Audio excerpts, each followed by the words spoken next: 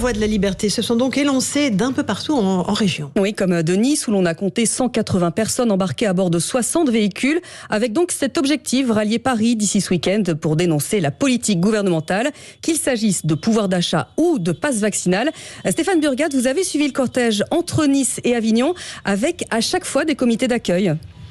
Oui, c'est vrai, plusieurs centaines de personnes, par exemple, tout à l'heure à Aix-en-Provence, une haie d'honneur carrément à l'entrée du parking d'un hypermarché. Tous ceux qui ne peuvent pas rejoindre ce convoi apportent ce soutien humain et logistique également qui gonfle le moral des conducteurs.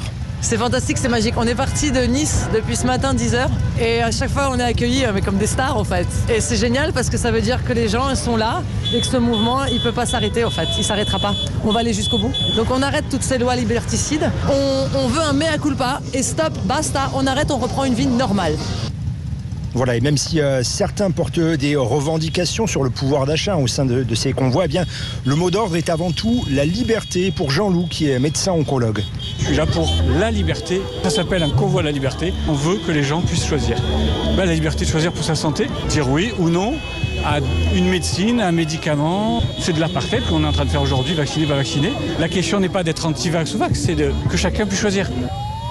Ce convoi ainsi que les comités d'accueil sont composés entre autres d'antipasses, de gilets jaunes au sein d'un mouvement qui se revendique au final apolitique et pacifiste. Il n'y a pas de récupération politique, il n'y a pas d'appartenance particulière à un groupe, c'est un mouvement citoyen qui s'est constitué de manière un petit peu spontanée. Le convoi ne bloquera rien ni personne, c'est un convoi pacifiste qui va s'arrêter, qui va communiquer avec les gens, qui va transmettre un message d'espoir, de liberté. Voilà, donc il n'y a pas du tout, si vous voulez, d'inquiétude à avoir.